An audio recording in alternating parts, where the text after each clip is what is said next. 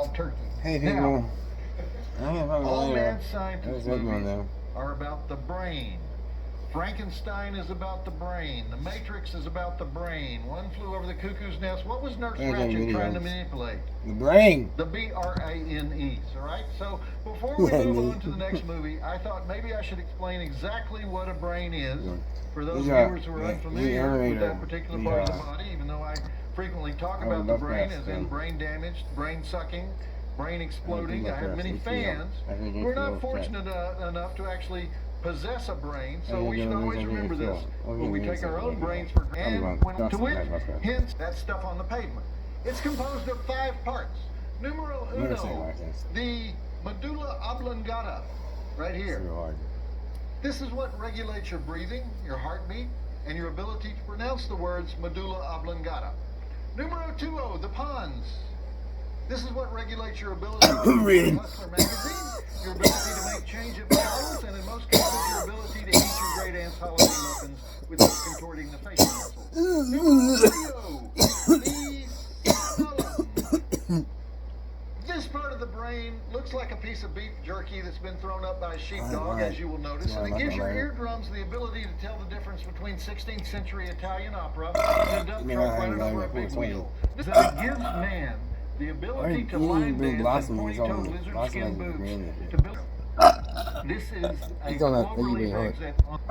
This is something else. Together. Now, in recent years, many people who live in Northern California have chosen to just do without the midbrain. You know, they've had it surgically removed through a process of elective lobotomy perfected by a Sausalito surgeon named Lance Withers. And Dr. Withers, fondly as the lobotomist to the stars, guards his client list very jealously, but it's well known that he's performed the surgery on such famous celebrities as Caitlyn Jenner, Don King. Don King was reportedly so pleased with the new process, he plans additional sessions to remove more delicate parts of the brain, such as the one that governs the ability to distinguish farm animals from prize fighters.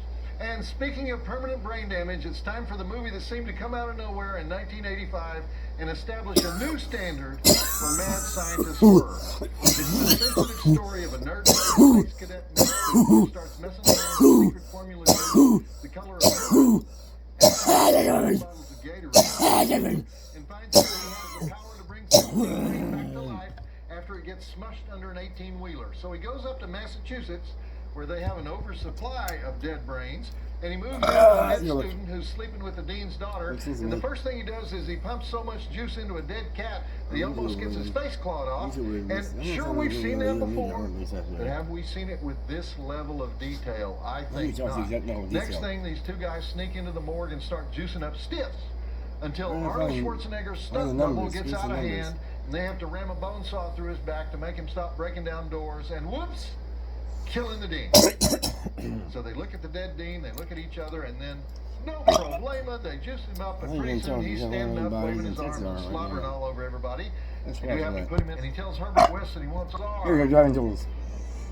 27 dead bodies, 8 breasts, 25 gallons of blood, the modern-day champion, 10 dead born-again bodies, 1 dead attack cat with 3 lives, 22 head smashing, cat smashing, flesh ripping, brain fondling, heads roll, arms roll, eyeballs roll, bone saw food, lobotomy food, intestine food.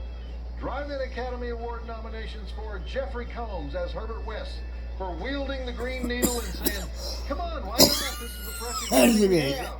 David Gale as Dr. Carl Hill for performing without his head and saying, "I will be famous." Bruce Abbott, the med student, for saying, "I'm sorry, honey, but your dead father's been lobotomized." And Stuart Gordon, the director and co-writer, for painting the room red. 4 stars. Let's go.